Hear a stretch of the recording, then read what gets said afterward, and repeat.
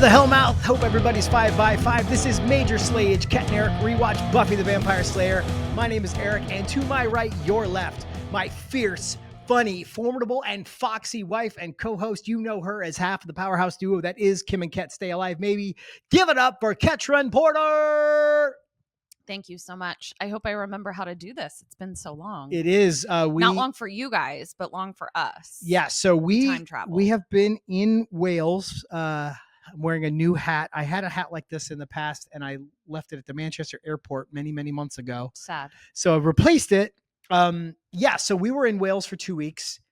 And the week leading up to that, we recorded 4 episodes in a row and batched them. So even though it's the very next week for you, it's been a few weeks since we recorded the episode you watched last week. Yeah. I have a little bit of first game jitters. I can tell. It's adorable. What do you notice? What are you picking up on? Oh, I just feel every atom of your being at all times. Aww. So I can just feel when you're nervous. I think that's sweet. I also feel like that must be terribly annoying to you. And for that, I apologize. It is. Also, I like that you're going. I feel like the last episode you used all C words to describe me. And this one you used F. I used D, and then we did a joke round with C words where I called you the C word. Yeah. And we got a funny comment on YouTube. Which is an Arrested Development reference. I am so cunty, though. You are. Yeah, well, you're serving as the cunt. drag queens say. Feeling like cunt. Wait, are we a minute in yet? Am I gonna have to bleep that because we can't get monetized? Oh no, we're three. We're good. Well, I mean, some of that was me messing up the intro and starting it over. That's true. You could say. But what I'm saying is, I'm requesting A, B. We did C and D. You said. Well, we did a joke round of C, but I guess we can count that. Okay, and then E. Well, I did E last season. You did do E. Okay. And then today was F. So next time you want just go alphabetically. So you want me to go back and grab A and B? Yeah. And then we'll start with G? And then, yeah. All right. I would. This could have been an email. Fair. Some assembly required. Thoughts? It was fine. I mean, in general, like season 2 is closer to what the show is. Yeah. So I would say like the relationship between our core characters is legit, like really getting there. In terms of like what this actual story was, like what the big bad of this episode was, I was just kind of like, meh. You're feeling kind of Dennis Reynolds about it? A little bit, yeah. You always do it. It was pretty good. It was all right. It wasn't great, but it was fine. Eric will just plop that in right here as if I said it correctly. Right. No, I thought this was a perfectly good episode. Yeah, it was fine. I had no issues with it. I have no complaints.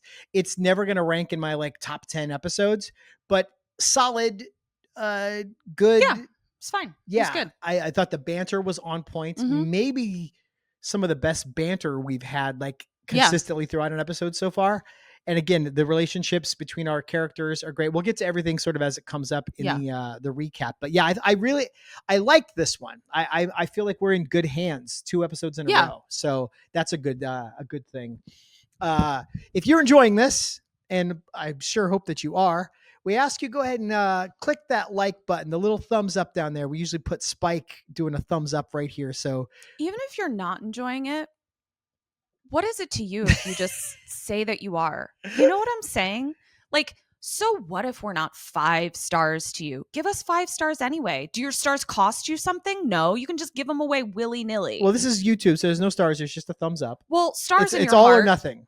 Yeah. So just give us a thumbs up. Even if we're a thumbs down, just give us a thumbs up, you stingy bitch. God. We got a little honey and vinegar going on here. We also ask you go ahead and stake that subscribe button. Interacting with this video lets YouTube know people are digging it, and they'll push it out to more people. We can invite more people to the party here. We also have a Patreon, $5 a month. It's everything we have to offer. We do a watch along of every episode right before we record, where we react in real time. And again, I haven't seen anything in these first at least 3 seasons in many, many years. So I'm basically watching them for the first time. We talk over the whole thing. We're your 2 annoying theater dork friends. Yeah. Talking throughout the entire show. And again, even if you find it annoying, keep it to yourself. You know what I'm saying? Like, just shut the fuck up about it. Jesus Christ. We also have the audio version of this podcast, podcast version you can listen to on a podcast app. If you don't want to look at us, I don't know why you wouldn't, because we put a lot of visual Why don't you jokes in want to here. fucking look at us? What are you? You're so fucking hot. Yeah, looking good, buddy. Take a look in the mirror. We look fine. If you'd like to not have to look at her when she does shit like that, $5 a month gets you all that. We also do some bonus stuff. We've got a couple exciting things we're planning for Patreon. We're not ready to announce them yet. Maybe next week we'll announce a couple of new developments there, but we're going to be constantly adding stuff to that. So it's a good time to get in on all the action. Yeah. So we mentioned we just got back from Wales. Any thoughts, any quick takes on our time there? I just want to say hi to all of our friends over there. We just have so many great friends over there. And I felt very, very close to everyone over there this time. This trip was great because I feel like first we got to show my parents. Yeah, it was their first Wrexham, time over. which was just like so special. And I talk about them all the time. So it was nice to like have our friends there be like, oh, Peg and Skip, which our friend Luca said are the most American names. She thought we were kidding that my parents' names were Peg and Skip. She was like, no, they're not. No. We're like, yeah. That was what we've been doing for the last 2 weeks. So if we seem refreshed, if we seem like we've got a little more energy, it's because we really I feel like we had an entire summer's worth of joy and memories in 2 weeks. And visit Wrexham, Wales if you get a chance. This a segment sponsored by Tourism Wales. Yeah. Tourism. This is where we do marital grievance. Before the show, I said, do we want to do that? Or do we feel like we've got enough stuff? Do you just want to get into it? And she's like, now we're doing it. So I assume you brought something. I'm going to ask you to go first. Well, I mostly just have a question. Okay. Listen, I did read that one of the symptoms of early perimenopause is that you are more easily irritable. Now, it's hard for me to tell whether or not I am more or less irritable. But one thing that I can tell you. Yeah, I was going to say, how would you even be able to? I think that you've pinned that needle a long time ago. So the barometer that I'm using is your fucking gum chewing, dude. Like, listen, this is a guy who chews gum. I'm pretty sure he's chewed gum for like 16 years that I've known him. But for the last like month, I feel like he's fucking with. Are you fucking with me? You are fucking chewing gum 24/7, so comically loud, you guys. Okay. Like he's not like he's literally. Well, I mean, yes and no. I just chewed it during the watch along, and I don't think anybody is even going to be able to I tell. heard it. So, two things. We've been over this in couples therapy. I never do anything just to fuck with you. But what does it tell you that it feels like you are? So that you're super easily annoyed. That's what it tells me. Second of all, I have been chewing more gum lately. I think I've been taking Manjaro. If you've been watching this since the beginning, you'll notice that I've slimmed down a bit. I've actually lost like 45 pounds since I started this, since the show started, really, because it was right about the same time. We may look back on this first episode as Fat Arik, and I'm very excited to see where we are 3 months from now. Don't change the subject. I'm getting there. So, and I used to really fixate on food. I used to eat too much. I'd eat between meals, did the whole thing. I feel like I don't crave food anymore, but there is still something about the ritual of having something in my mouth and chewing. So I feel like I am leaning on the gum a little bit more as I'm adjusting to this sort of new, relationship with food. So what do we do about it? I think we just stuff it down. We just stuff it down and then we drink. I'm not a stuffer, No, you're not. I'm a drinker, but I'm not a stuffer. Well, try drinking more. All right. I guess that's our solution. Great. Because I don't think the gum's going anywhere, not anytime soon. Can you just chew it more quietly? Like, can you just? I would love to promise you that I will. Can I just not know that you're chewing gum? Can you just chew as much gum as you fucking want? But can I just not know about it? I think the solution is going to be I just have to spend more time in my office away from you. That's probably the best option here. So. On with the show. For marital grievance, I don't have a marital grievance this week, although I might have some thoughts about all that just happened. But I do have a neighborhood grievance. Do tell. So between our watch along and this episode right here, I took our darling little dog Ethel out for a walk. She's sleeping right now, so we won't grab her and force her into the frame. But took her for a walk, and being the good neighbor that I am, always have a poop bag handy, went to pick up after her.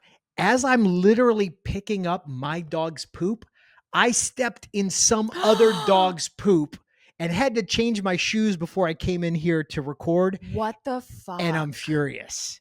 I'm pretty furious. I feel too. like we're the only two people in our entire neighborhood that pick up after a dog. There are signs everywhere. People complain, and I definitely see neighbors kind of like looking at me when I walk her. What It's the not us. I fuck? literally I sometimes pick up other people's dog's poop if I see it. But like the idea of like, oh, I'm being a good neighbor, I'm doing my thing. What the fuck? And I just, Oh my God. the timing was infuriating. I don't know how you didn't just set the entire block on fire with your thoughts. after that. Well, that's a you move. It is a me move. Oh, the blocks I've set on fire with my thoughts. But yeah, so I no grievance with you. But sometimes living with my fellow man is It's not great, right? aggrieves me. Yeah, I agree. I agree. Yeah. All right. Well, that's our show. Yeah. So I didn't forget a spell. I just forgot to prepare it, but I had an idea for a spell today. So It's the thought that counts. so yesterday, two of our Oh, this is little- cute. This is a fun story. like niece nephew, not actually by blood, but they're our niece and nephew.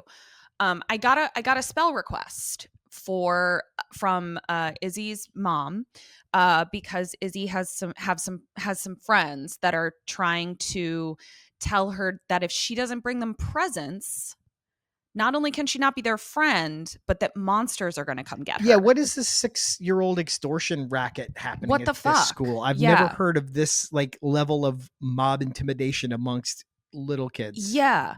So I made a spell for Isabel and Quinn very quickly, which I can talk about maybe in a bonus episode or something. I don't need to go into all of what I made. But as I'm thinking about what I'm making and trying to anticipate questions that Izzy or Quinn might have, what I realized is I was using things in my little potion for her that I made that might be things she's heard of and would have questions about why I was using something that she's heard of in a magical capacity. For instance, pepper, Right. like a peppercorn, and cinnamon were two things that I was like, oh, she might know what those are. And it got me thinking about how one of the things I love so much about witchcraft is the magical symbolism and correspondences of the natural world around us, but that also so much of my witchcraft is actually about using the things around us to help our physical being as well. I'm currently having a little bit of an upset tummy, and so I thought I would share a very easy recipe that you can do at home if you're having an upset stomach that's also delicious. So if you take a hand of ginger, and Now, pretend I don't know what that means. What is a hand, like the size of your hand? yeah, like where it's got like a bunch of nubs coming off Okay, of that's it. called a hand. Yeah. Fair So a hand of ginger. Not a handful of ginger. Correct. Okay. And then you're going to slice that up fresh. You don't have to Chunked or like thinly sliced? thinly sliced. Okay. You don't have to shave the skin off or anything. Not a big deal. And then some fresh mint, like a ton of it, like a whole, like, That would be a handful. handful of mint. Hand of ginger, handful of mint. Yeah. You're going to simmer that in water on the stove for a few hours. You could, 4 hours if you want. Obviously, keep checking it to make sure that the water doesn't boil down. Once it's done, you're going to have like a very cloudy decoction of ginger and mint, which are two things that are great at helping an upset tummy. Okay. And you can put that in the refrigerator, and you can add it to tea. You can add it to cocktails, mocktails, whatever, whenever you're not feeling well. And it's just a little elixir for calming your tummy. So that's how witchcraft is actually practical and applicable to daily life. Love that. Yeah, that was my spell today. Cool. Well, let's get into it, shall we? All right. Episode 2 of season 2, Some Assembly Required. Last week, I did not like the title of the episode. Mm-hmm. I love the title of this episode. I think it's so Clever. I feel like it's doing what sometimes these do or don't do very well. Mm-hmm. I feel like this one hit it out of the park. Yeah. A phrase we know, about a context, reference to Yeah. the plot, references a classic movie monster. I just thought that, love the title. Spoiler alert, we go back to terrible titles next episode, but we'll cover that once we get there. Okay. Okay, so Buffy's in the cemetery playing with a yo-yo. Who's ever played with a yo-yo other than Dennis the Menace? Did he use a yo-yo? Probably. Listen, I don't know if Dennis the Menace uses a yo-yo. Here's what I do know. Buffy Ann Summers Does not a yo-yo girl. So Angel sneaks up on Buffy's yo-yo play in the cemetery. She's waiting for a vamp to come up. He doesn't come up. And Angel is so fucking jealous about the dance that Buffy did last week. right. Like, he has no chill. And I'm not totally judging, but I am like, you're 240 years old, dude. Like, Yeah, this ain't your first rodeo. So jealous. Like, she played you like a fiddle. And owns up to it. She basically says as much. Yeah, she's like, I was trying to make you jealous. And it worked. voila. And he's like, no. You did not like Buffy's outfit. She's listen. wearing the miniest, microest porn star mini Mhm. skirt you've ever seen. And she looks phenomenal. And We are never never complaining ever slut about shaming ever. her, the way she looks or the fact that she should be allowed to wear it. But just someone who has to do high kicks. Yes. It just doesn't feel very And she's practical. also wearing these shoes that were all the rage in the late 90s. And I love them. They look great, but they're really fucking hard to walk in because the sole is like wood. Like, there's no give to it. So the last thing I want to wear is platform wooden heels on uneven cemetery ground and then do high kicks in them with a mini skirt. And listen, I thought about this. These episodes up to this point, it looks like I'm some sort of like fashionista. I assure you I'm not. And I probably didn't even need to tell you all that I'm not because you're looking at me. So like, you look gorgeous. I don't know. but I'm not like a fashion girl. You know what I mean? Like, Yeah. I'm not a fashion girly. But we are here to judge. We are here to judge. It's one of the things I do best. And also, I just am so annoyed at how much her costume was not taken into account based on the script. I'm annoyed at that because also, if they want to give her opportunities to be a cute CW ingenue, she's in school every single fucking day. Put her in the mini skirts when she's not. Right. She's literally there waiting for a specific recently vamped human to pop out of his grave. So she is. Yeah. She tells Angel she's literally there to fight. So it just fucking annoys me. It feels like when those fucking NASA dudes asked the female astronaut if she needed 100 tampons for 5 days in space. And they asked, will that be enough? Like, it just feels like you can fight in these wooden shoes, right? Like, I'm really mad today. Why am I so mad today? Today. I feel more mad than usual. Like, right now. I think it's the gum. I think it's the gum. I'm not chewing gum at the moment. You've got an accumulated gum rage. I do. I really do. Okay. But you know what? The show must go on. Let's press on. Yeah. But yeah, looks fantastic. Not the time or place. Yeah. So they're fighting. The vamp comes alive. Yeah, comes this out. was weird to me. Why? He looks like he just was crouched down behind the tombstone. Like he's not. There's no dirt on him. No, it looked like he was like hiding He was behind the just, like, tombstone. waiting, Yeah. and then he pops out. I agree. It's so weird. I agree. So he pops out, immediately knocks Angel out, and then Buffy loses her stake in the process, but stabs him with a shovel. Mhm. I love a repurposed shovel. And then, they're still like, rah, rah, rah, we love each other, but we can't be together, and blah, blah, blah, and I'm jealous. And then she falls into a grave. You know why? Because she's wearing inappropriate shoes. Yeah, as we were watching the watch along, and you were like, it's so hard to walk on uneven ground, and you and then boom, Kerplunk. right into the ground. Yeah. But what she notices is like, why is this an open grave? Because like a vampire isn't going to have like an opened box with like dug out from the top. out. Yeah. So she's like, this ain't right. And she encounters a Cinderella slipper. Yes. Whoever fits that shoe is the girl that she's going to marry. Exactly. That's what this episode is about. So at school, Bander comes into the library and sees Giles talking to a chair. You reminded Like me John Voight at the RNC. It was Clint Eastwood. Clint Eastwood at the Right, RNC. yeah. John Voight, Clint Eastwood. He was trying to get up the courage to ask out Barack Obama, so he talked to an empty chair. Exactly. Yeah. So Giles is trying to get up the courage to ask out Jenny Calendar. And Bander razzes him about his overly British vocabulary, which I found adorable. I love a man with a vocabulary. Yes. Well, guilty as charged. Yeah. Also, Xander is hilarious in this episode. All of his zingers land for me. I was so charmed by him. I was so happy every time he spoke. He's got a funny line. We pick a best and worst line at the end of this. It's not this line, but this was almost my best line, where he's like, well, and she already knows you're a school librarian, so you don't have to figure out how to break that embarrassing news to her. Yeah. Like, Xander was Xandering. he was on point. Yeah. He didn't do anything even remotely creepy this episode. No, he didn't. He was not problematic. He was just high school Chandler Bing, and I was here for it. I agree. Yeah.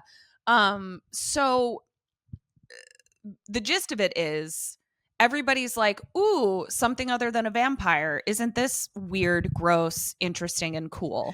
Giles especially goes, new and interesting. And Buffy says, do you mean gross and disturbing? Because they're like, oh, we got a grave robber. And he's like, ooh, he does that thing where he's like, ooh, hobgoblins. Yeah. Ooh, I'm very turned on and titillated. Like, Giles loves all this weird, creepy shit. That was my Giles impression. It's good. Yeah. It's really good. Should I bring that up later? Yeah, I thought was Ripper him. was sitting next to me right Ooh, now. hobgoblins and grave robbers. All right, that's enough. So what we learn is that the open grave was some chick named Meredith. And so they're like, oh, let's figure out what the deal with Meredith was. And so Giles tells them to find Willow so that she can fire up the old computer and figure out who Meredith is. And Willow has a great line where she's like, yeah, I'm probably the only student in Sunnydale who has like the city morgue in my bookmarks. In bookmarks, yeah. So now we're in the hallway, and some guy named Arik, not spelled this way, is creepily no relation. Is creepily photographing Willow, and photographing everyone, and like just being a real creep. He's doing his best Tobey Maguire, Peter Parker. Yeah, where we get the POV of the camera focusing in the snap. Yes, but pervier. So we also get some backstory. There's a science fair. Chris, who's a new character, and Willow are like the top science kids.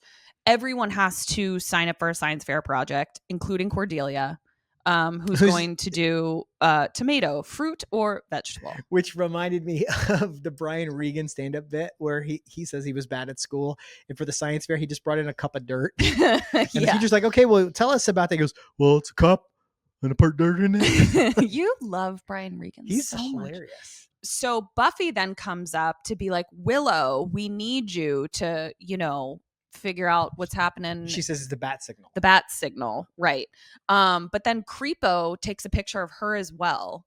All the girls walk away, and Arik and Chris have this weird exchange where Arik is being like super pervy about Cordelia, and Chris says, no, don't be an idiot. She's alive. Right. So we figured out our grave robbers. Yeah. So in the library, Cordelia is there again. Well, she comes in ostensibly to ask Willow for help with her tomato project. Sure. And Willow's like, fruit.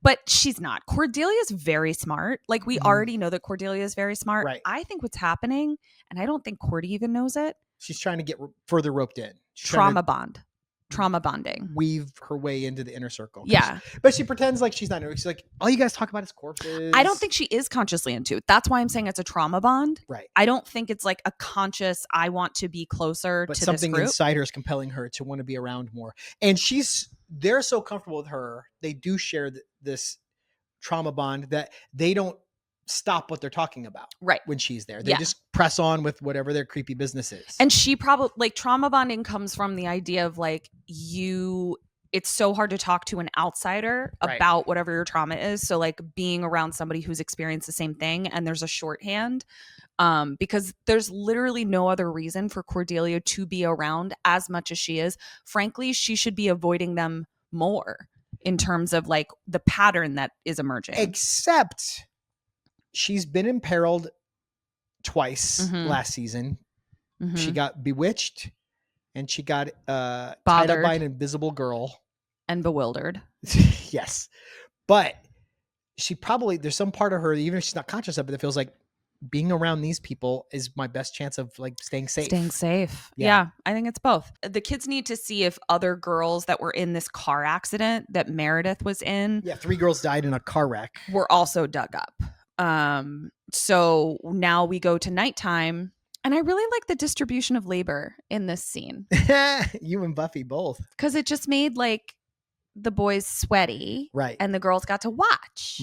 And I liked it. Yes. And you know how I'm a girl who doesn't like to do stuff. Right. Yeah. You're not a real doer. Unless I want to do the thing. I like doing things that I like to do. What things do you like to do? Well, I don't know. Sometimes I get out there in the garden and I'm doing true. stuff. You busted your finger up doing yard work. Yeah, but I don't want to do things I don't want to do. And you don't want to do things for me. Correct. Right. That is which fits into the category of things I don't want to do, things I don't want to do. Right. Yeah. I'm sorry. That's okay. You like to sit and receive coffee and breakfast brought to you. Receiving. I love receiving. I really do. So if we could consider that a doing, you do that. I feel like someone could make like a supercut of just like all of the reasons that I'm a monster to you. Like it doesn't occur to me that way. So. Okay. Well, I hope no one makes that supercut because I don't want him to catch on. Insert footage here. Yeah. So we also get some backstory that Willow tells Buffy that Cordy made this comment back in the library about not wanting to ask Chris for help with her fruit or vegetable project because it would bring back too many painful memories about Darryl. We don't know who Darryl is.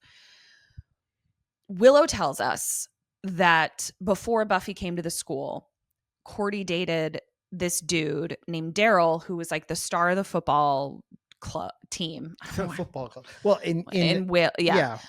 football team.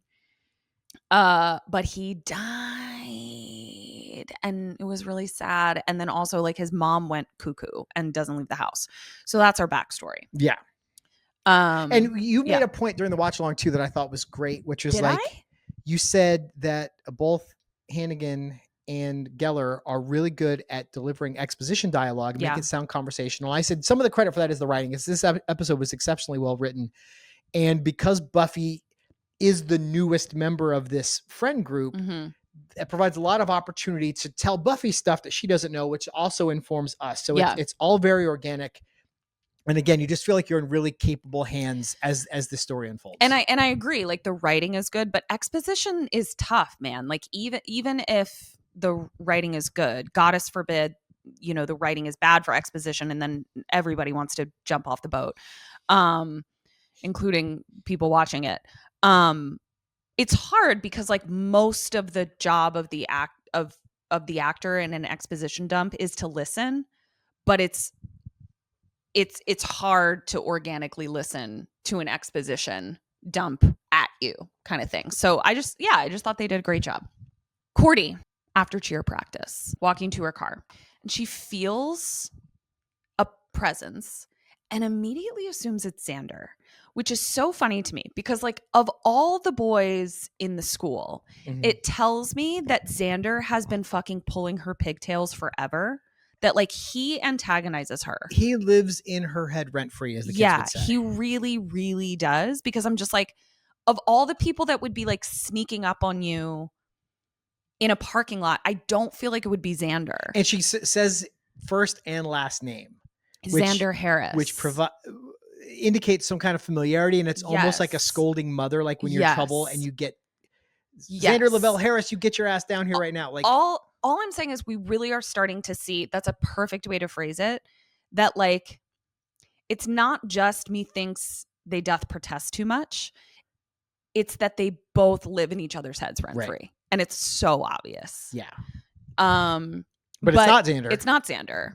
She drops her keys and she goes to grab them. Under the car, she sees 2 feet on the other side. And she did attached to a whole person. Attached to a whole person. It's not the way it's going to go the whole episode. Right.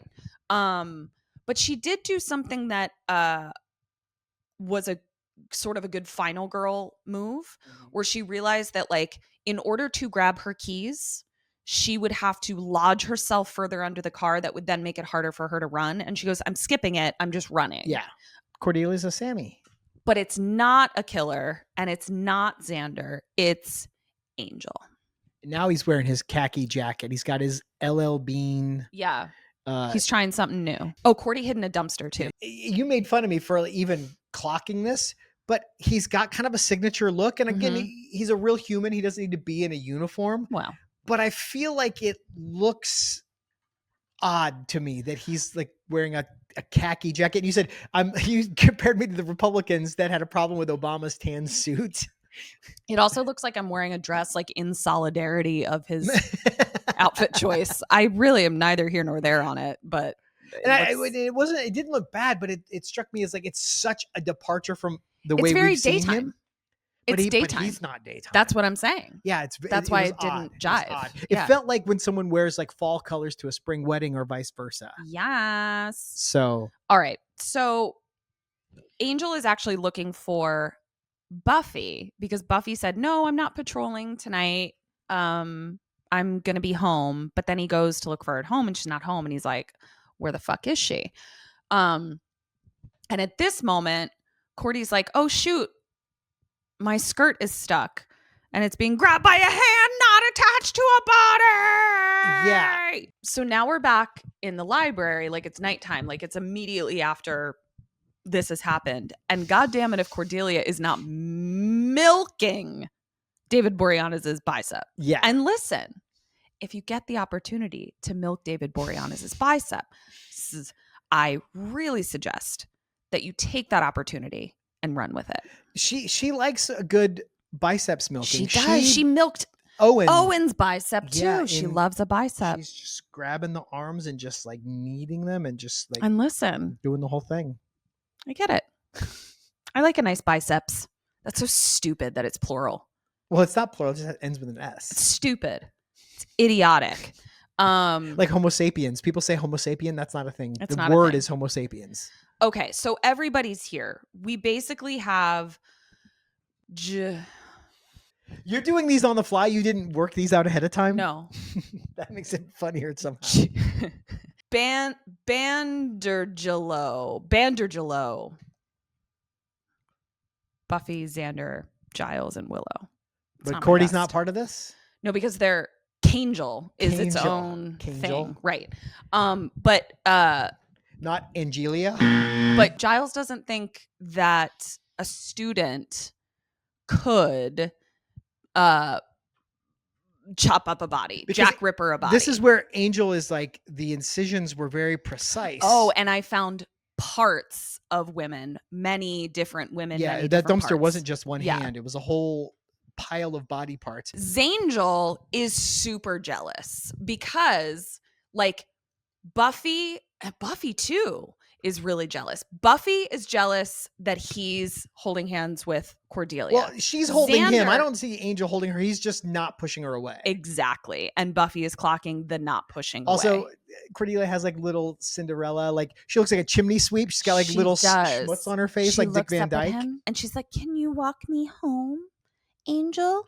And Xander and Buffy are... So Xander's jealous of Angel. Angel's jealous of Xander, and Buffy's jealous of Cordelia. Yes. And this is... but also Xander also doesn't know that he's also jealous of Angel because of Cordelia. But he as well. that's he hasn't subterranean. clocked that He hasn't even started to... So everybody's unpack that jealous. Let's go to Chris's house. Let's see what's happening at Chris's house.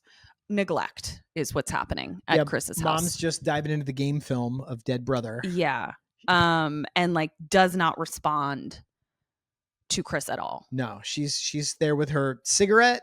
Yeah, you said she doesn't hold the cigarette like someone who smokes, but she does a massive like dragon exhale of smoke, which I think the hands tell me that actress isn't a smoker, but that exhale shows me she is. I would think that as well until I remember my friend from high school who smoked incessantly and never looked like a cigarette. Just always like this. Like I was like, it just looked like almost like a mannequin. doll hand. Yeah. Let's go down to the basement. Let's go down to the basement. Frankenstein basement. There's a body on a slab and there's no head definitively. And it's lady parts. Yeah, and it's Chris and Eric, with this body that we can definitely see like has stitches in it for sure. We're dealing with a Bride of Frankenstein situation. Yes, and then we also see developed photographs of Corbuffo hanging up for inspiration. And honestly, how photogenic are these three women? Oh my God. Yeah. There's the one that's supposed to look like a candid of Buffy, but clearly like there's a fan blowing her hair. Jesus Christ. They just look ethereal. So back at school, Scoobies are trying to like just figure out motive. What's going on? Like, what is this? Why are there why do they need different parts of bodies? Which you had that question too. Yeah, and didn't Angel say that they had all three heads? So there were pieces missing. Yes.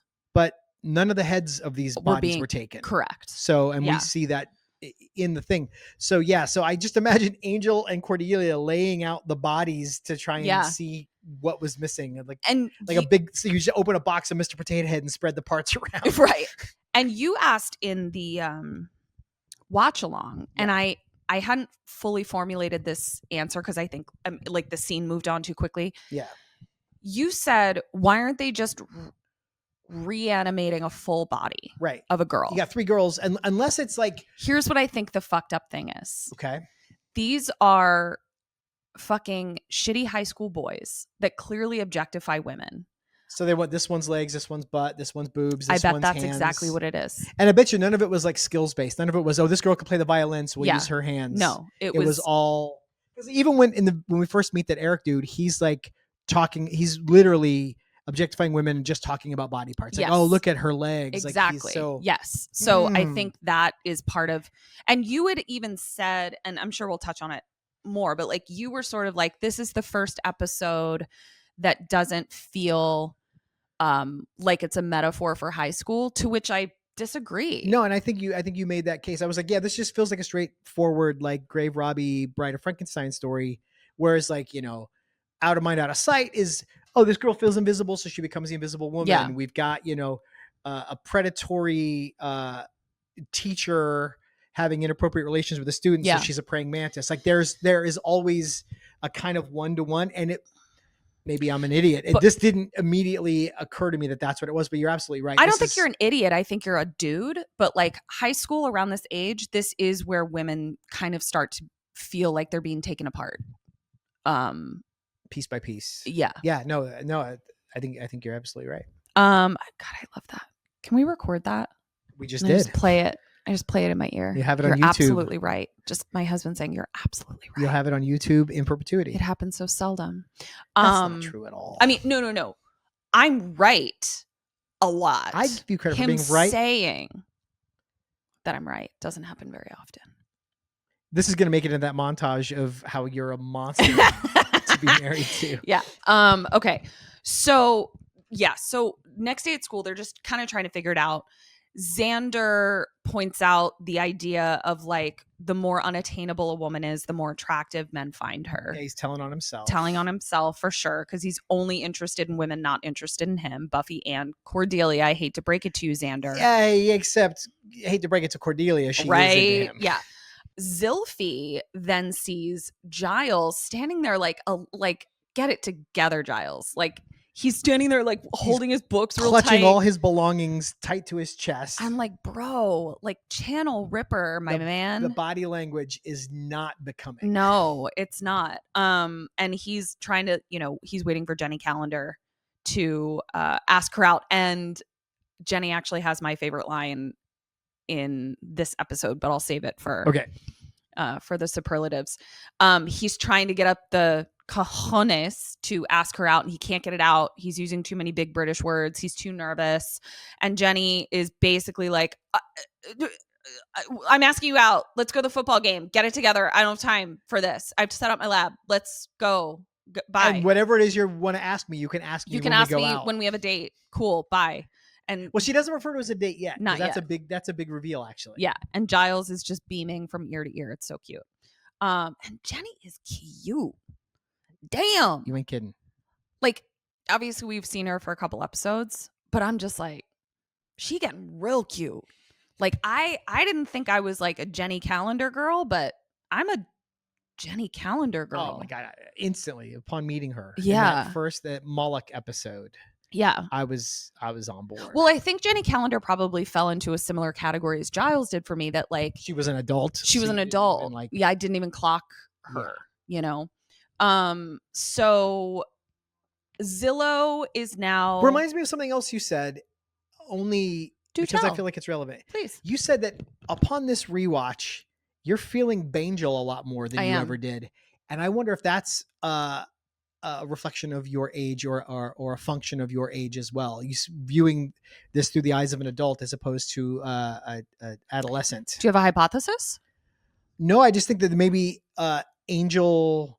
I mean, obviously, we know he has his bad moments and goes Angelus and whatnot. But in general, I think people tend to see him as the more boring, less exciting of between him and Spike. Yeah. But I feel like there's something stable. Yes. There's something comforting about him. There's something just like, it's not as exciting, but it's sturdy. Yeah. Yeah. And I feel like maybe that's influencing, because you mentioned that during the watch along as well. That's so true. You see Giles and now Jenny differently than you did when you first watched the show. I wonder if this is that same thing. Well, I used to really put a large emphasis on like boys I was attracted to on the level of banter and like our sense of humor. Because you said that's a lot of what you bring to the table. We've talked about this before, and you're like, if a guy can't hang with you, can't riff with you, doesn't get you or think you're funny, that's a big part of who I am. Exactly.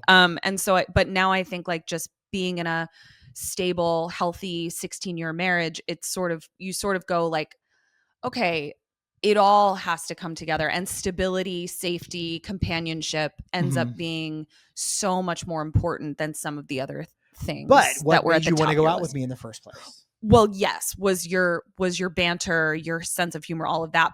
But you realize as you get into a relationship you need more than that. That you need more than that. That's not what, that's the initial attraction, but that's not what keeps you around. Yeah. Buffy's wearing my favorite outfit in this scene. I'll talk about it in the superlatives. This is also where this is actually where we learned that they found 3 heads. Okay. So the body is still looking for a head. Well, the body's not doing anything. The body's laying on a table. Yeah. So in the lab, our creeps are looking for a head. Yeah. And in the lab, we learn that they have a time limit because this body is going to start to decompose and like not be viable the longer it goes without a head. Because that's the last ingredient they need to do the whole weird science of it all and bring it to life. And so, which reminds me, because we just watched a fucking fantastic movie last night. Good. They're going to do on Kim and Ket Stay Alive maybe soon. Yeah. Called Ugly Stepsister. So great. A retelling of Cinderella as a body horror movie. Yeah. And it was awesome.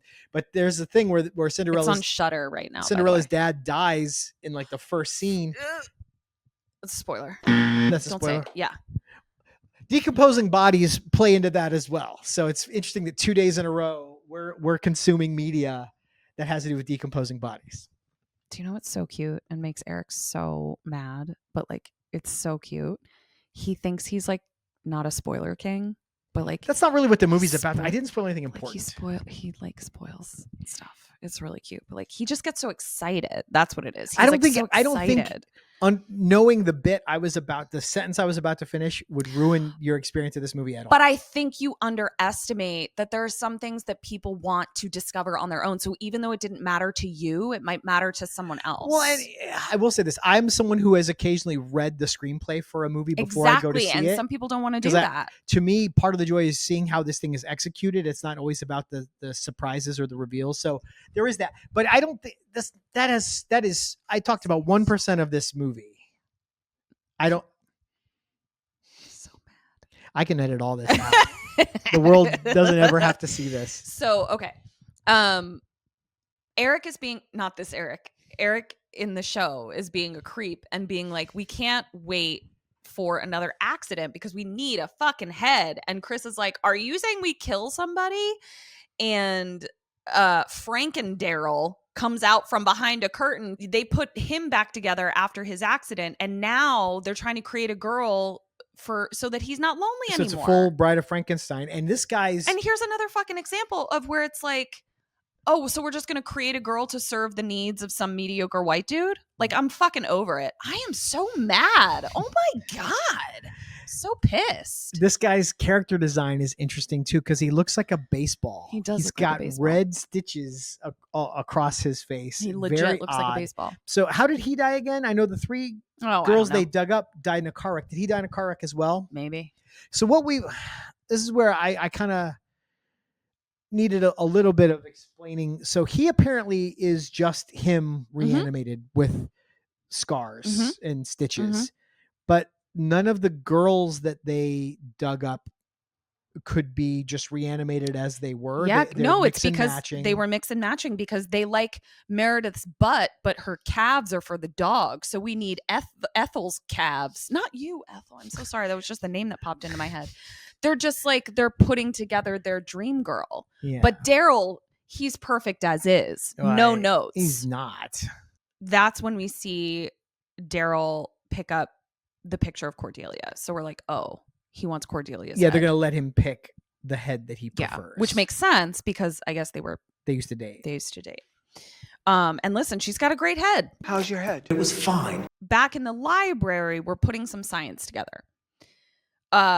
One of the reasons that they also haven't been able to use the heads of any of the girls that they've dug up is because formaldehyde short circuits the ability for the brain to reanimate.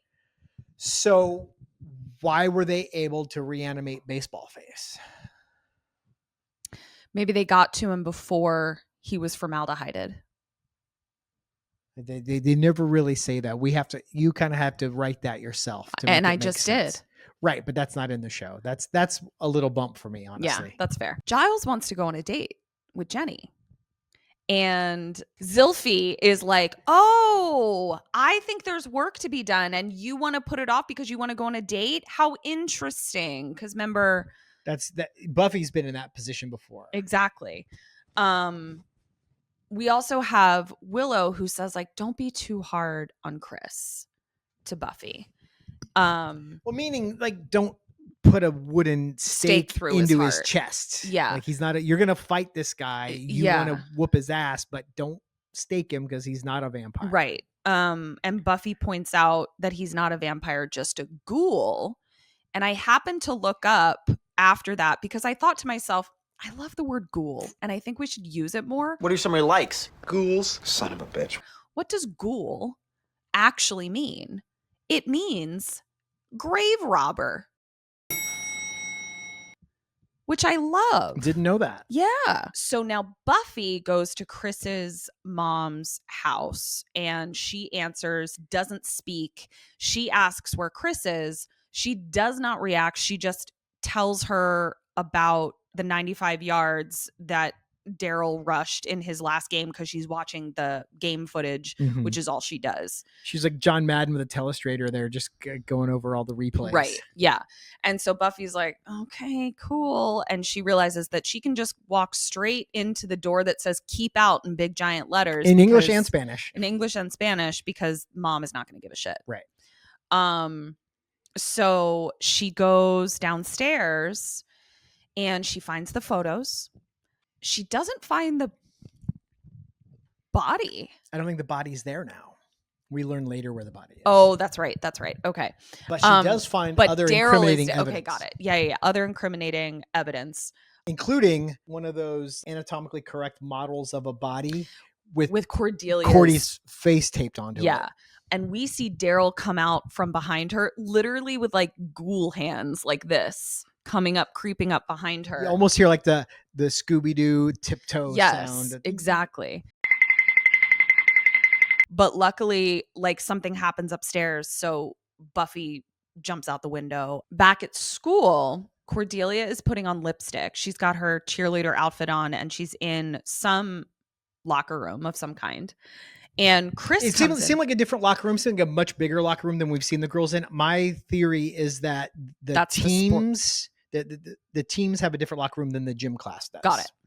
The budget of Sunnydale High is astronomical. They put the names of the students on the football jerseys, which Yeah. I never happened in any school I attended, because you re-wear the same. Like when I played, I was wearing some jersey some kid wore 6 years ago. Like, Why are you holding that microphone like you have never held a microphone before? I hold it how I hold it. Leave me alone. I think a lot of the way I hold a mic is from like the way I grab it when I sing with my band and stuff. That's fair. So Okay. I don't do like a stand-up comedian or like a Tim Heidecker. newscaster. Like I'm not Phil Donahue. Phil Donahue. Right. That's the oldest reference I've ever heard. Oh my gosh, I love it. That was so cute. So she's putting on lipstick and Chris comes in and is just being real weird. And like, it's very obvious that he's trying to distract Cordelia, and he's trying to distract her because here comes Arik up behind her, who burp smaps her and takes her to the ground. Now, what I noticed here is that we've got a pattern that's developing in this show. Uh-huh. We've got our monster of the week, Yep. who has 2 high school boy minions. One is very reluctant and has a change of heart at the final hour, and one is like gung-ho, psycho, fully genius. Devoted. Yeah. And that was Fritz and Dave, who were serving Moloch, and then Dave kind of got cold feet. Who were serving Moloch. And Dave, got cold feet at the end, and then ended up dangling for it. And then Arik and Chris now. got it. Buffy comes in the nick of time to save Cordelia and does my favorite move. I'll talk about it in superlatives. But Cordelia, again, I really think Cordelia is struggling mentally. Like, I really think she's trauma bonding, compartmentalizing, like she's not doing well because she just got burp smapped, tied up, and thrown to the ground. When Buffy rescues her, she goes, "Thanks, I gotta go be the apex of the triangle while I'm cheerleading this football game." Pyramid? Yeah. While I'm cheerleading this football. Yes, like they need, I'm needed on the field. Like now. I'm just like, girl. You were just abducted. Yeah. Also, this show doesn't miss a chance to give us one of its favorite moves. Shots. A camera shot right up Cordelia's skirt. Right up and her we skirt. see, because they do cut to the reverse angle of that. So we could have shot this whole thing there. We didn't need a shot up her butt of her skirt. Why I think that's why I get mad about Buffy's outfits too, Mhm. because they've already shown me that like they're not responsible with their camera angles, so Right. it doesn't make me feel like It's distracting because it takes you out of it, because now you're going, oh my God, is someone's beeve going to fall out? exactly. Buffy then hears someone in the locker room. It's Chris, who's clearly like feeling very guilty, and this is where she puts together what Chris is fully doing, that he is taking girls, what am I saying? He's doing what he's doing. He's He's doing what he's doing. He's Frankengirling, and he's going to use Cordelia.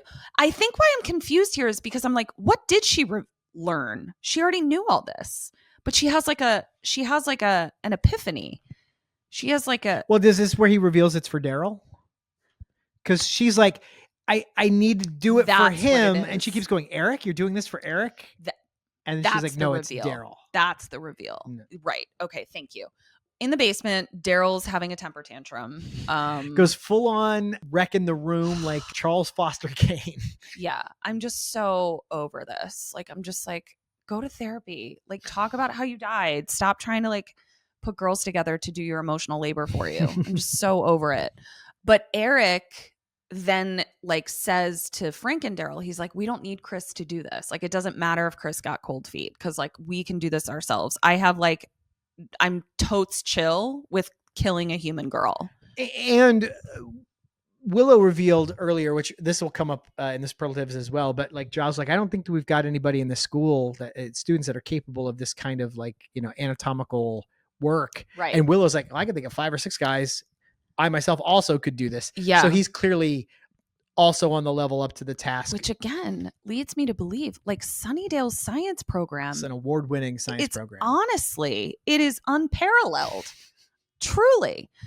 5 students that could like dissect and put a human body back together effectively. And they Wow. didn't even have YouTube. No, truly. Like, this is incredible. Buffy and Chris find the basement, but there's no body down there and it's trash because we just saw fucking Frank and Darryl have a temper tantrum. So they head to the big game. Giles and Jenny are there, and Giles is like carrying all this stuff for Jenny. all the snacks. So And he cute. makes a comment. She's like, football lacks the poetry of baseball and the grace of basketball or something. Whatever the fuck, yeah. But it's just pure aggression. And Giles kind of snickers, and he's like, it's just funny that a country that prides itself on like how tough it is would put on 40 pounds of protective gear to basically play rugby. And that's the tea. Well, and here's what's funny is the other day, one of our friends from Wales called because he's got a friend that's into American football and no one there knows anything about it. He's like, well, I've got an American friend. I'll put you on the phone with Eric and you can talk football with him. So we talked for a little bit and Ricky was trying to wrap his head around and this friend of his was trying to wrap their head around like what the appeal is. And I was like, well, it's kind of like rugby. And like, yeah, I guess it is kind of like rugby light. Right? Like yeah. We think American football is this brutal game that gives people brain damage, Which it does, but definitively. They're like, oh yeah, it's like cute little like junior rugby. Yeah, like, they really think rugby is much tougher than American And do they football. wear just like zilch helmet? They wear shorts and a rugby shirt. Nothing on their heads. Nothing on their heads at all. That's wild, dude. Yeah, no, that's crazy. Yeah, they basically play football on crystal meth with no protective gear. Holy shit. Wow. At the game, Zillow comes up to Giles with a J and they're like, hey, no sign of blah, blah, blah. And do not pick up on the fact that they're on a date and sit immediately directly in front of them and fully cock block both of them. Which was just, come on, guys. And then steal their popcorn. Yeah, Xander takes the popcorn and then I want to know what the score was. So he's like, I'm invading everything about this. Idiot. And this is where Jenny has your favorite line for the first time.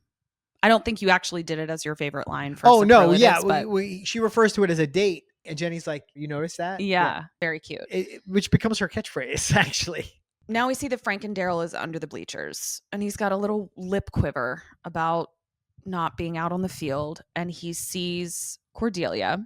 I feel like it's a missed opportunity we didn't get him on a football on the field. I agree. Imagine him hulking out and blasting through all the football players. Yeah, I just don't know how we would have done that, but that would have been if great. Buffy had caught up to him, or and he grabs Cordy like on the way out, like almost like King Kong or something. I don't know. I felt like that's where we were headed. Yeah, I was a little bummed we didn't get that. I mean, there's a big price tag on that scene.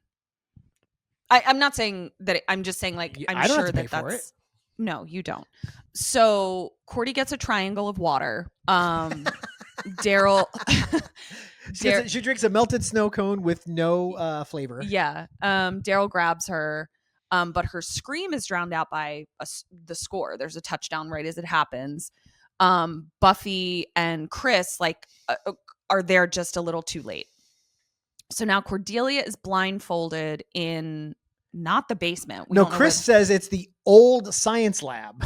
So there's a whole separate building. This fucking school has enough money to just have an abandoned science lab laying around. They're just like, oh yeah, we just have an extra building. And it's far enough away from the football field that they tell her you can scream and no one will hear you. Like, what the fuck is... Because listen, like, the homicide rate alone is going to drop the property value of Sunnydale homes, which we already know. And we know that public schools are funded by the taxes of that district. So why does Sunnydale have so much money? Who and what is laundering money through Sunnydale High? Film at 11. Her scream is so good. That's what I wrote.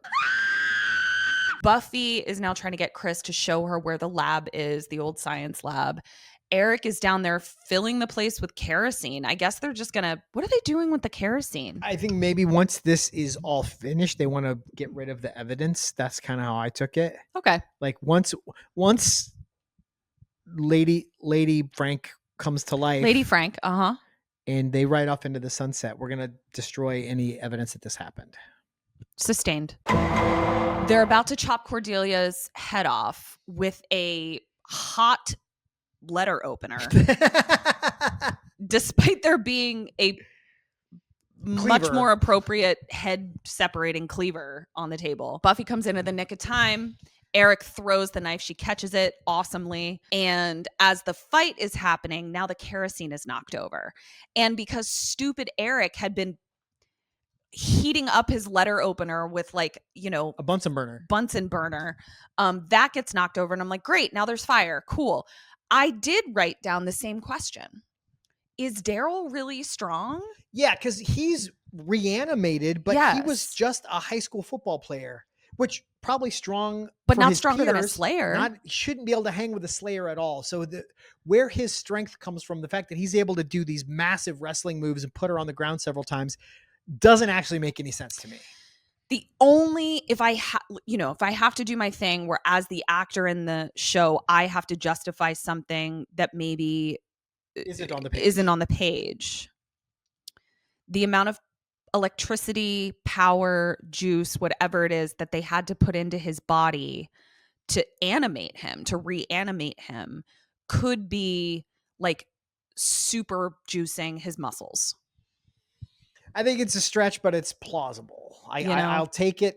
The show doesn't address it because, again, a robot Mullock, I understand why she can't hang. Frank and Darryl is so strong isn't plausible, but reanimating a human body is just fine with him. Yeah, but you got to do it realistically. Yeah. I cut you off. I'm so sorry. I'm really shot out of a cannon today. I hear it. I'm steamrolling a lot. I'm a just giant steamroller and I can't help it. I got a front row seat for the show, so it's all okay. Good. Apologies all around. Somebody should find out like how many times we use that exact. We've done it multiple times per episode sometimes. I mean, so it's you and I say it. We say it in our real life times a day. Fight. Everything's on fire. Xander comes in, tries to untie Cordelia, who's on a gurney, and he can't do it. So he does a really cool move. Which almost won my best move. Not going to say one way or the other. Okay, then I won't talk about it anymore. Jillo then saves Chris or Arik. I don't know, one of them. And then Xander rolls Cordy out because he can't untie her fast enough.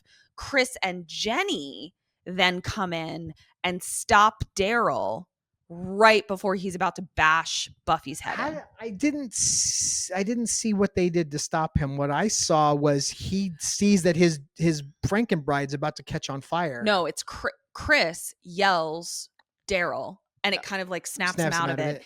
And then he sees his Frankenbride.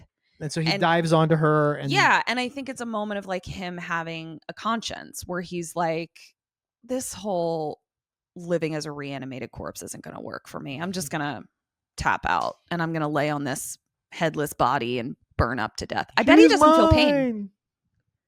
I don't know. What are you basing that on? That he jumped into fire and just hung out there crying. Right, but he's unwell mentally. I don't know that means he doesn't feel pain. Sure. I guess you're right. I guess, yeah. Anyway.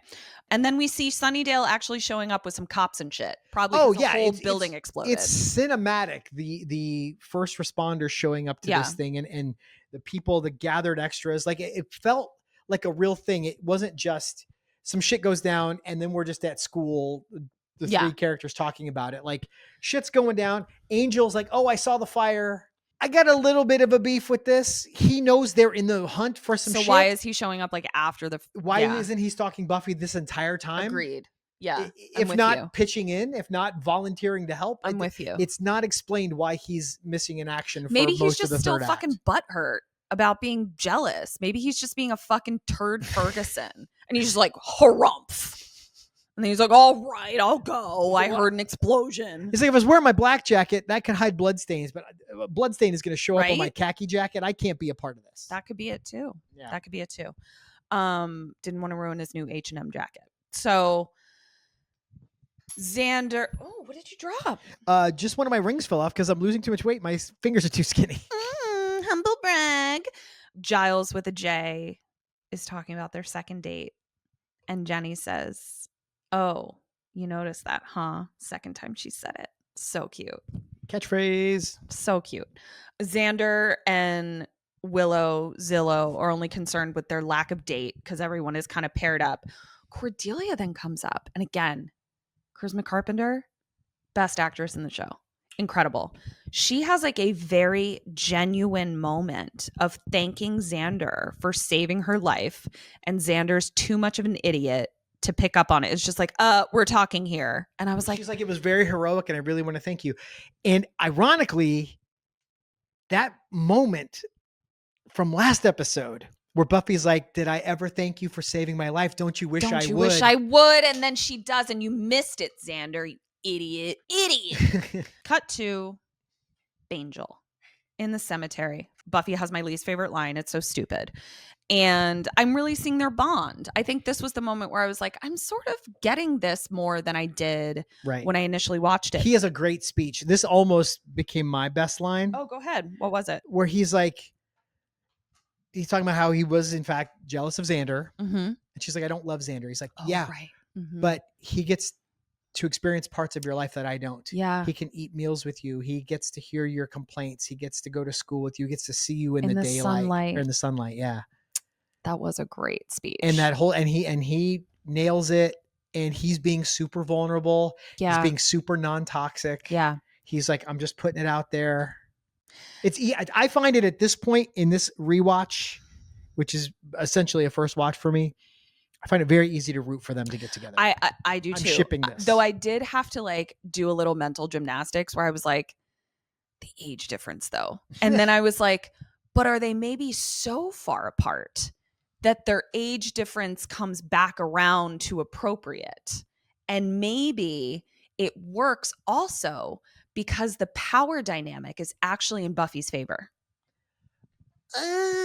Is that why we're able to stomach it? Here's the only thing I can go is, how old was Angel when he was vamped? 22. I believe he was 22. 22 to 16 is legal in some parts of the country. Inappropriate, but palatable cinematically. And also, we've seen worse. The game that you and I love to play, which is how many times has someone been here? Right.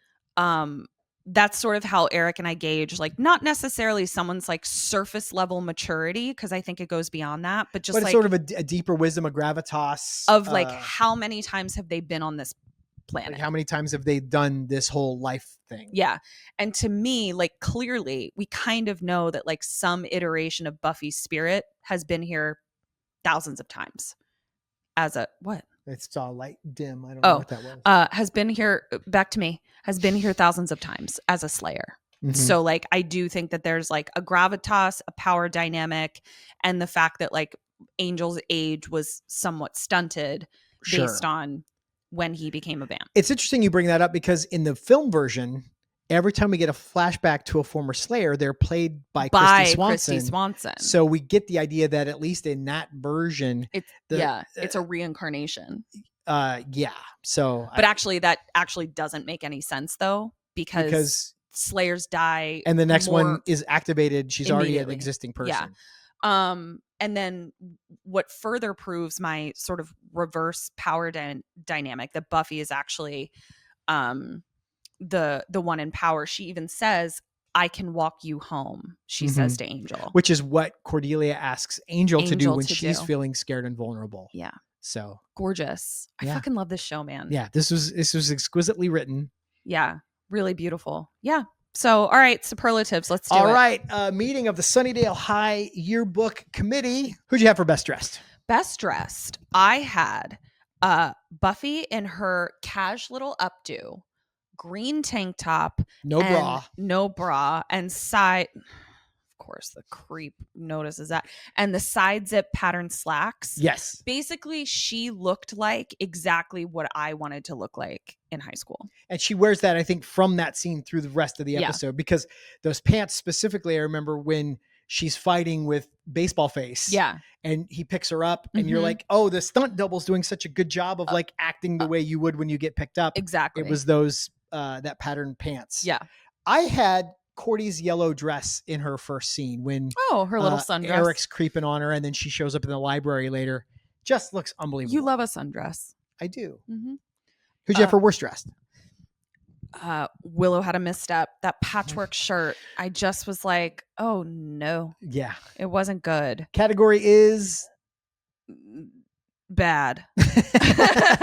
What were you looking for? Just you to just improv. I don't know, whatever you had. Well, I did. Did you hear it? Did you hear that funny improv? Bad. For worst dressed, I had Cordy et al. I do not like the cheerleader outfits on this show. I feel like from the waist down, they look like cheerleaders. Mm-hmm. And from the waist up, they look like an improv troupe who was like, "Oh, we're gonna do a cheerleader sketch. So everyone go to H&M and buy a $5 yellow sweater, and that'll be good enough. Iron on and patch. then we'll iron on a patch." Yeah, I feel like would have been so easy to get like the stripes with the SHS on it, or a diamond with like something that looks like something cheerleaders would wear in the 90s. Fair. I was in high school in the 90s. I never saw anyone just wearing like little ribbed sweaters. Fair. So, okay. It's just distracting. It just pulls me out of the show. Yeah. All right. Who'd you have for best line? When Giles is trying to get up the courage to ask Jenny out, he still is calling her Miss Calendar. And she says, "Oh no, please call me Jenny. Miss Calendar's my father." Fucking hilarious. So good. Fell out. Loved it. Yeah. Mine was, so when Giles is skeptical about the whole grave robbing, cutting bodies up. He's like, "I don't think there's any students who could do that." And Willow goes, "Well, I know 5 or 6 guys in the science club that could do it. And me." Mm-hmm. Xander goes, "So Will, come clean. Promise to never do it again and we'll call it a night. ... He joked. Yeah. So not only was it a funny line delivered brilliantly, but I identified with no one laughing, getting on board with my hilarious, being unappreciated. I appreciate you mostly. Some of the time. Yeah. No, I appreciate you. Worst line, who'd you have? Oh, in the last scene, Angel and Buffy are talking about like what would make somebody do that. Frank and Darryl. Yeah. And Buffy says, "Love makes you do the wacky." What? I like that. What's the wacky? It's sort of like the Wiggins. Like it's just some of that Buffy speak. But it didn't land. You I don't weren't like feeling it. No. Didn't like it. Worst line. This feels like a cop out, but I struggled to find a worst line. I thought this episode was so well written. I didn't pick. Nothing stood out to me as like this was bad. Okay. So no worst line. All right. Not applicable, as they say. Got it. What'd you have for best move? So when Cordelia first gets kidnapped and burp smacked, Buffy kicks Arik, like does like a leaping kick, but then rather than come down standing, she just comes right down to the ground to help Cordelia get out of her ties. She kind of does the Black Widow hero landing. And it was just like a really smooth way to do that. Fucking cool. And I liked it. And it felt very real to like how a Slayer would just have those moves in your body. Yeah, I loved it too. Yeah. For best move, I had Xander's trying to untie Cordy from the gurney because there's fire.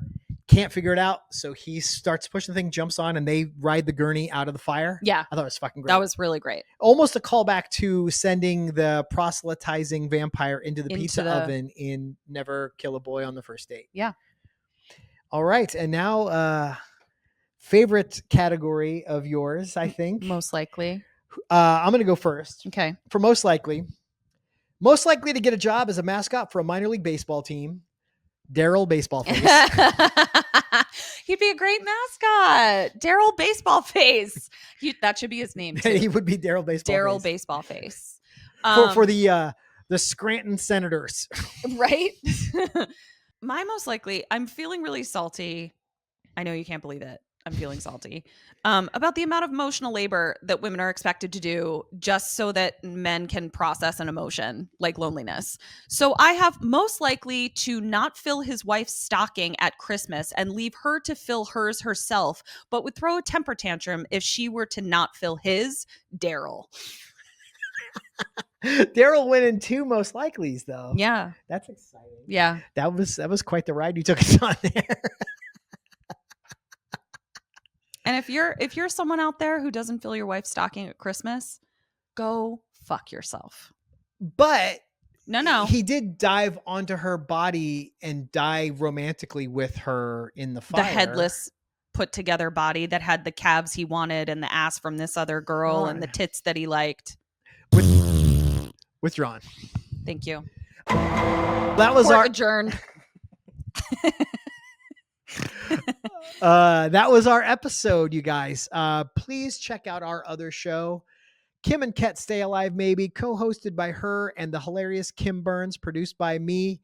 New episodes every Wednesday. We're able to listen to podcasts. They're on social media at KKSam Podcast.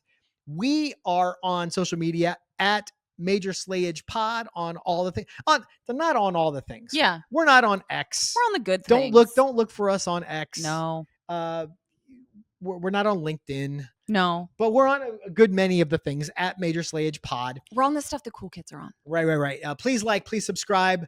Check out our Patreon. Like I said, next week we're going to be announcing a few new additions to what we're adding to Patreon. We're going to do a couple watch-alongs of movies I've never seen, like Basic Instinct. Yes. You're jumping the gun slightly, but that's okay. I'll jump whatever gun I want to. All right, let's go. Goodbye. All right. So yeah, we'll be back next Monday for episode 3 of season 2, which is called School Hard. Is that really what it's called? Yes. Jesus Christ. School Hard. Is it like a reference to Die Hard? Is like the school taken over by terrorists? Oh. I guess it's not as bad as I thought. It's still pretty bad though. It ain't great. It's not good. Like you pointed out what they're probably referencing, but it's not good. Well, I'm excited because I have no memory of this episode at all. All right, we're back Monday.